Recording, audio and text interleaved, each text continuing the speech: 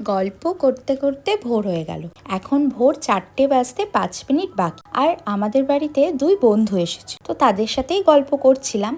অনেক দিন পর এরকম একটা রাত জাগলাম। আর তারপর শেষমেশে আমরা ঠিক করলাম যে ভোরবেলায় আর কেউ আমরা ঘুমাবো না, এখন যাব মহাদেবের দর্শন করতে। সেটা হচ্ছে ভূতনাথ মন্দির। কলকাতায় এত বছর থাকা সত্ত্বেও আমি কখনো ভূতনাথ মন্দিরে যাইনি। 4জন মিলে ডিসাইড করলাম আর বেরিয়েও পড়লাম। আজ হঠাৎ করেই মনে খুব ইচ্ছা হচ্ছিল মহাদেবের দর্শন করতে, আর মনে হচ্ছে যেন মহাদেব নিজেই আমাদের ডেকেছে। ভোরবেলার এই শান্ত পরিবেশে মন্দির যেতে ভীষণ ভালো লাগছিল। প্রায় 300 বছরের পুরনো এই ঐতিহ্যবাহী ভূতনাথ মন্দিরে এসে পৌঁছালাম। মন্দিরের কাছে পৌঁছে প্রথমে চলে গেলাম গঙ্গার ঘাটে।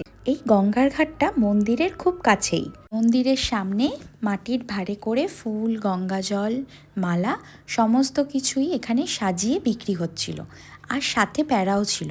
তো আমরা পুজো দেব বলে মাটির ভাঁড় কিনে নিলাম আর তার সাথে প্যারা। মন্দিরের সামনেই দাঁড়িয়েছিলেন একজন পুরোহিত, আর আমাদের দেখতেই মহাদেবের তিলক কপালে পরিয়ে দিল।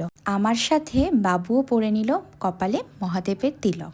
ভোর 4টের সময় মন্দিরের গেট খোলে। আমরা এই ভোরবেলায় এসেছিলাম, মন্দিরের ভিড়টা তাই কম পেয়েছি। এত সুন্দরভাবে পুজো দেওয়া এবং এত কাছ থেকে মহাদেবের দর্শন করার সুযোগ সত্যিই অবিশ্বাস্য। শুনেছিলাম এখানে প্রচণ্ড ভিড় হয়, কিন্তু ভোরবেলা এলে খুব শান্তভাবে দর্শন এবং পুজো দুটোই করা যায়। ভূতনাথ মন্দিরে পুজো দেওয়ার পর আমরা গেলাম কাছেই অবস্থিত দুর্গেশ্বর মন্দির, যা অনেকের কাছে মোটা বাবা নামেও পরিচিত। প্রায় 350 বছরের পুরনো এই মন্দিরের রয়েছে প্রায় 10 ফুট উচ্চতার কোষ্ঠী পাথরের শিবলিঙ্গ।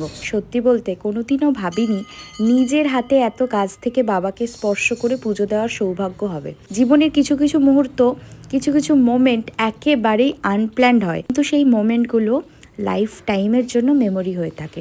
আজকের এই অভিজ্ঞতা আমার কাছে ঠিক তেমনই একটা শান্তি, একটা ভালো লাগা, আর সারা জীবন মনে রাখার মতো একটা মেমোরি। আজ তাহলে আসি, আবার পরে কথা হবে। হর হর মহাদেব।